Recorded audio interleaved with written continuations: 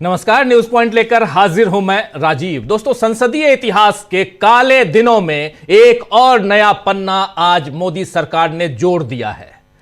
अब तक मोदी को विपक्ष की आलोचना से परहेज था, लेकिन अब मोदी ने विपक्ष से सीधे अपनी जान को खतरा बता दिया है। याद कीजिए, पंजाब चुनाव के पहले नरेंद्र मोदी ने कहा था कि अपने सीएम से कहना मैं जिंदा लौट आया एयरपोर्ट पे, याद है ना? क्योंकि तब कुछ किसान सड़क पर खड़े हो गए थे और मोदी उनसे डर गए थे। किसानों का आंदोलन चल रहा था और आज से लगभग 4 साल पुरानी बात हो गई, क्योंकि अगले साल वहां चुनाव है, चुनाव के समय की बात है। अब 3-4 महिला सांसद मोदी की बेंच के सामने खड़ी हो गईं और मोदी वहां थे भी नहीं, तब भी उन्हें खुद पर हमले का खतरा दिखा। इस बारे में और किसी ने नहीं बल्कि सीधे लोकसभा स्पीकर ओम बिरला ने बयान दिया है। तो बयान तो वाजिब है, उन्होंने अगर कहा है तो उनका यह आधिकारिक बयान है। उन्होंने यानी ओम बिरला ने यह भी कहा है कि उन्होंने प्रधानमंत्री नरेंद्र मोदी को लोकसभा में न आने की सलाह दी थी, क्योंकि विपक्षी सांसदों और खासकर कांग्रेस के सदस्यों ने उनकी कुर्सी को घेर लिया था और हंगामा किया था। ओम बिरला ने कहा है कि ऐतिहासिक रूप से राजनीतिक असहमति को सदन के फ्लोर पर नहीं लाया जाता। मुझे विश्वसनीय जानकारी मिली थी कि कांग्रेस के कुछ सदस्य प्रधानमंत्री की सीट के पास जाकर कोई अप्रत्याशित घटना कर सकते थे। यदि ऐसा होता तो राष्ट्र की गरिमा को गंभीर क्षति होती, इसीलिए मैंने प्रधानमंत्री को संसद न आने की सलाह दी। इसके बाद बहुत सारे सवाल खड़े होते हैं, उस पर चर्चा करेंगे, लेकिन सुन लीजिए जरा जुबानी यहां ओम बिरला जी की जो बातें कह रहा हूं उसी को सुनिए जरा, इनकी जुबानी सुनिए। माननीय सदस्यगण, मुझे बड़े दुख के साथ सभा को सूचित करना है कि कल इस सम्मानीय सदन के कुछ सदस्यों ने लोकसभा चेंबर में जिस प्रकार का व्यवहार किया, ऐसे दृश्यों का सृजन किया, वो लोकसभा की शुरुआत से लेकर आज तक कभी नहीं हुई। हमारे संसदीय प्रणाली में सदन के सभापति का गरिमा में स्थान हमारे संविधान में ही सर्जित किया है। आज तक इतिहास रहा है कि राजनीतिक मतभेदों को कभी भी सदन के कार्यालय तक नहीं लाया गया। प्रतिपक्ष के सदस्यों ने जो व्यवहार अध्यक्ष के कार्यालय में किया, वो हमारी संसदीय परंपराओं के लिए न उचित था, और तो मैं कहूँगा कि वह एक ब्लैक स्पॉट की तरह था। हम सबको सदन सुचारू रूप से चलाने में सहयोग करना चाहिए। इसके बाद जब सदन के नेता को सम्मानीय महामहिम राष्ट्रपति के अभिभाषण पर जवाब देना था, तो मेरे पास पुख्ता ऐसी जानकारी आई कि कांग्रेस पार्टी के कई सदस्य माननीय प्रधानमंत्री जी के आसन पर पहुंचकर कोई भी अप्रत्याशित घटना कर सकते थे। ये दृश्य मैंने सदन में देखा भी सही। अगर ये घटना हो जाती तो ये अत्यंत अप्रिय दृश्य देश के लोकतांत्रिक परंपराओं को तार-तार कर देता। इसको टालने के लिए मैंने माननीय प्रधानमंत्री से आग्रह किया कि उन्हें सदन में नहीं आना चाहिए, और सदन के सभापति होने के नाते मेरी जिम्मेदारी बनती थी कि सदन की उच्च परंपराओं, गरिमाओं को अक्षुण्ण बनाए रखें। सदन के नेता सदन में न बोले, ये सभा के लिए किसी प्रकार के लिए उचित नहीं है। सदन के नेता ने उपस्थित न रहकर मेरे आग्रह को मानकर सदन को अप्रिय दृश्य से बचाया। मैं माननीय प्रधानमंत्री जी को इसके लिए आभार व्यक्त करता हूं कि उन्होंने मेरे सुझाव को माना। आप पोस्टर, पंपलेट लेकर आएंगे तो सदन नहीं चलेगा। आज भी नहीं चलेगा, कल भी नहीं चलेगा। सदन की परंपराओं, गरिमा, सभागृह की गरिमा, परंपरा को रखो। कल की घटना देश ने देखी है, किस तरीके से महिला सदस्य वहां तक पहुंची है। ये कोई उचित नहीं था, और ये सदन की गरिमा के अनुकूल भी नहीं था। आप सभागृह की गरिमा को गिराना चाहते हैं। आप अपनी तरफ रहें, उनकी तरफ रहें। भाषण शब्दों से आप आरोप प्रत्यारोप लगा सकते हैं, शब्दों से कोई भी बात भी कह सकते हैं, लेकिन आप इधर आसन में आकर जिस तरीके की घटना कर रहे हैं ये। तो सुन रहे थे आप यहां साफ साफ अपनी बात रखते हुए सदन की गरिमा की दुहाई देते हुए ओम बिरला, और इसके बाद स्पीकर ने राष्ट्रपति के अभिभाषण पर धन्यवाद प्रस्ताव प्रधानमंत्री और नेता विपक्ष के भाषण के बिना ही पारित कर दिया। स्पीकर ने मोदी पर हमले की तैयारी को संसद के इतिहास में काला धब्बा करार दिया है। लेकिन असल बात जरा स्पीकर वाली जो इन्होंने जो पारित किया है वो भी सुनाता हूं आपको, जरा उस बाइट को भी ले आइए कि बिना ये भी एक संसदीय इतिहास में पहली बार हो रहा है कि विपक्ष का एक नेता सदन में खड़ा होकर कुछ नहीं कहा, नेता विपक्ष कुछ नहीं कहा, नेता सदन जो प्रधानमंत्री होते हैं उन्होंने कुछ नहीं कहा, लेकिन इस राष्ट्रपति के अभिभाषण पर जो चर्चा होती है, धन्यवाद प्रस्ताव पर चर्चा और उसके बाद उसका जवाब प्रधानमंत्री देते हैं लोकसभा और राज्यसभा में हालांकि उन्होंने दिया, लेकिन और उस पर भी चर्चा करेंगे, लेकिन लोकसभा में इसको पूरा इसी ढंग से पारित कर दिया गया। सुनिए, देखिए जरा। सदन में तख्तियां लेके आओगे और बैनर लेके आओगे तो सदन में बोलने नहीं दिया जाएगा। माननीय सदस्यगण, धन्यवाद प्रस्ताव पर सदस्यों ने अनेक संशोधन प्रस्तुत किए गए हैं। अब मैं सभी संशोधनों को एक साथ सभा के मतदान के लिए रखता हूं। प्रश्न ये कि माननीय सदस्यों द्वारा प्रस्तुत सभी संशोधनों को स्वीकृत किया जाए। जो सदस्य इसके पक्ष में हाँ गए, जो सदस्य विरोध में ना गए, मेरे विचार में निर्णय ना वालों के पक्ष में हुआ, सभी संशोधन अस्वीकृत हुए। अब मैं राष्ट्रपति अभिभाषण पर धन्यवाद प्रस्ताव को सभा के मतदान के लिए रखता हूं।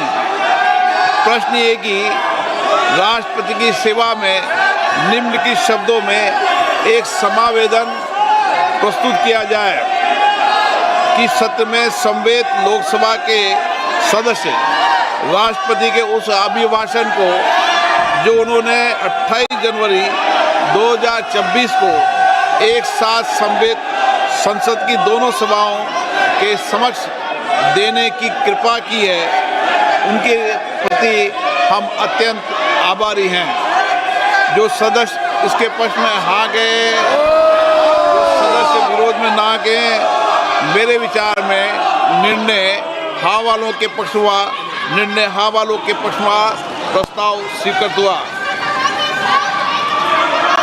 मैं माननीय सदस्यों से आग्रह करता हूं कि वह सभागृह की मर्यादा को बनाए रखे, बैनर तख्तियां नारेबाजी न करे, आप सदन को चलने दें। बजट पर महत्वपूर्ण बजट पर चर्चा होगी, सबको अपने विचार व्यक्त करने का अवसर मिलेगा। आप सदन नहीं चलाना चाहते, नारेबाजी करना चाहते हैं, सभागृह का अपमान करना चाहते हैं, सभा की कार्रवाई आज 2 बजे तक के लिए स्थगित की जाती है। तो सुन लिया यहां पे ये शुरुआत, यानी 12 बजे इन्होंने इसे पारित कर लिया और उसके बाद इसके लिए जो भूमिका बनी वो आगे बढ़ते हुए 2 बजे के बाद 3 बजे, और 3 बजे शुरुआत में जो आपने सुना वो 3 बजे का था, जिसमें इन्होंने साफ साफ विपक्ष के नेताओं को हमलावर बता दिया। स्पीकर ने मोदी पर हमले की तैयारी को संसद के इतिहास में काला धब्बा करार दिया है। लेकिन असल बात तो यह है कि यह काला धब्बा मोदी सरकार ने ही लगाया है। इस बारे में प्रियंका गांधी ने जो कुछ कहा है बाहर, जरा वो भी सुन लीजिए। Speaker is saying that yesterday what happened was disgraceful and shameful. What happened? The way women MPs were in front of the Treasury bench and tried So the women MPs were standing in front of the Treasury bench. So what? But there was a And strategy the to Prime hide Minister, here. absolute lies. It is an absolute lie. There is no question of anybody raising any hands on the Prime Minister, trying to hurt him or any such thing. There is no question. So it is absolutely wrong of anybody to say that there was any such plan. There was no such plan.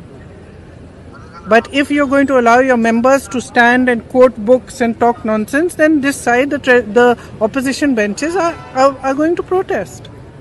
And I'm sorry, but the Prime Minister is now hiding behind the Speaker. They are making the Speaker say all this. Because yesterday he did not have the guts to come in the House. What? Because 3 women were standing in front of his bench? What nonsense is this? Ms. Gandhi, Parliament will be stalled every day. Ms. Gandhi, Parliament will be stalled every day like this. Will the Parliament will be stalled every day like this? Will the Parliament be stalled every तो सुन रहे थे आप, यहां पे साफ साफ प्रियंका गांधी जो बात कह रही है, वही कांग्रेस ने एक पोस्ट शेयर की है जिसमें बताया गया है कि मोदी सरकार का सच क्या है और सच में मोदी सरकार डरती है। जरा इस पोस्ट को देखिए, कांग्रेस के इस पोस्ट को। बीजेपी सच से डरती है।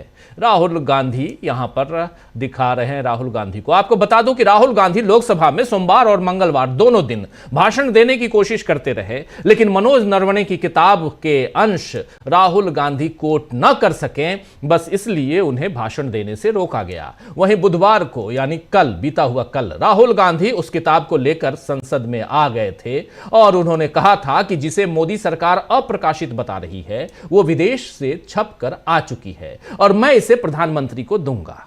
इसके बाद मोदी शाम 5 बजे लोकसभा में आने वाले थे। पहले 4 बजे की बात हुई, उसके बाद 5 बजे वो अपना भाषण देने वाले थे। धन्यवाद प्रस्ताव पर जो जवाब है वो देने वाले थे, उस पर चर्चा हुई। राष्ट्रपति का अभिभाषण, उस पर धन्यवाद प्रस्ताव पर चर्चा और चर्चा का जवाब प्रधानमंत्री देते हैं, वो देने आने वाले थे पहले 4 बजे और उसके बाद 5 बजे, लेकिन फिर उनकी सुरक्षा की वजह से नहीं आई, ऐसा बताया। आज पता चला, ओम बिरला साहब ने बताया है। अब जहां तक मोदी की सुरक्षा पर खतरे की बात है तो फिर सोचना चाहिए कि अमित शाह और अजित डोभाल अपने अपने पदों पर अब तक क्यों बने हुए हैं। जब ये दोनों मिलकर पीएम को सुरक्षित नहीं रख सकते हैं तो फिर देश की सुरक्षा कैसे होगी? अगर हमारे देश का प्रधानमंत्री ही सुरक्षित नहीं है, और वो भी कहां, सबसे ज्यादा सुरक्षित स्थान संसद, वहां पे अगर वो सुरक्षित नहीं है तो फिर वो कहीं और कैसे घूमेंगे? ओम बिरला ने कहा है कि उन्हें विश्वसनीय सूत्रों से जानकारी मिली है कि पीएम मोदी को खतरा है, इसलिए मैंने उन्हें आने से मना किया। लेकिन अब सवाल यह है कि क्या ओम बिरला के पास मार्शल नहीं थे जिनसे वो कथित तौर पर अराजकता फैलाने वाले कांग्रेस सांसदों को, विपक्ष के सांसदों को सदन से बाहर कर भेज सकते थे? ऐसे मार्शल नहीं है क्या? पहले भी मार्शल का उपयोग हो चुका है इसी संसद में।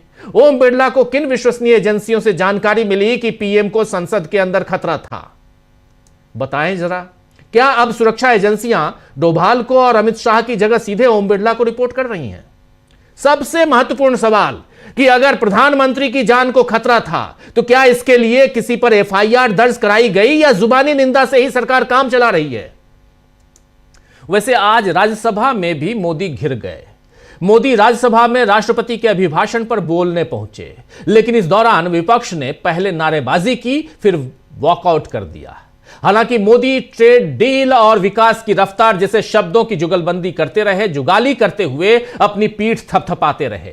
इससे पहले दिन में राज्यसभा में मल्लिकार्जुन खड़गे ने भी बीजेपी को घेरा और किस तरह मनोज नरवणे की किताब का जिक्र करने लगे, यह भी जरा सुनिए यहां पे। और यहां एक और वाकया हुआ जब साफ साफ ओम बिरला, माफी चाहूंगा, जेपी नड्डा और मल्लिकार्जुन खड़गे के बीच आमने सामने वाली बात नौबत आ गई। उस पर भी हम बात करेंगे, लेकिन पहले ये देखिए, सुनिए जरा क्या कह रहे हैं मल्लिकार्जुन खड़गे। सर देखिए, हम समझते हैं कि तुमसे भी ज्यादा समझते हैं। मेरा एक ही निवेदन आपसे है कि ये बार बार नेहरू जी को गालियां देना, इंदिरा जी को गालियां देना, अपोजिशन लीडर के लिए आपने जो शब्द उपयोग करे वो खंडनीय है। और वो ये चाहते हैं कि भाई ये नरवणे की किताब है, इसमें क्या है मुझे मालूम नहीं, मैं पढ़ के बताता हूं। I'm not going to allow. This is not authenticated. This is not authenticated. This is not approved by the Defense Ministry. America को बेचने वाले देश को प्रोटेस्ट करते हैं। Mic should be given to the honor. तो सुन लिया आपने, यहां पर जैसे नरवणे का नाम लिया, उसके बाद आसंदी पर बैठे हुए नए नए सभापति महोदय ने क्या कुछ कहा। साफ नजर आ रहा है कि मोदी सरकार बजट सत्र में पूरी तरह नाकाम, लाचार और विपक्ष के सामने पस्त नजर आई है। अभी तक ज्यादा दिन बीता नहीं है। मोदी के बचाव में चाहे निशिकांत दुबे खड़े होकर नेहरू परिवार पर लांछन लगाएं या जेपी नड्डा राहुल गांधी को अबोध बालक बोलकर उनका मजाक उड़ाना चाहें, असल बात तो यह है कि बीजेपी का बुरी तरह मजाक बन गया है। अपनी बिगड़ी छवि कैसे सुधार पाएगी बीजेपी, आज इसी पर चर्चा करेंगे दोस्तों। लेकिन इस बीच राहुल गांधी ने एक ट्वीट किया है। राहुल गांधी ने कायर कहा है। किसे कहा है, उस ट्वीट को जरा स्क्रीन पर ले आइए और जरा दिखाते हैं कि राहुल गांधी लगातार, कांग्रेस का ट्वीट है, राहुल गांधी की तस्वीर है, नरवणे की किताब और कायर कौन, ये देखिए, भाग गए जरा ऊपर, और कांग्रेस लिख रही है कायर पीएम। नरेंद्र मोदी भागते हुए दिखाए जा रहे हैं, भाग गए का पोस्टर है और राहुल गांधी हाथ में किताब लिए हुए हैं। यहाँ एम नरवणे, जो हमारे देश के पूर्व सेना अध्यक्ष रह चुके हैं, उनकी किताब।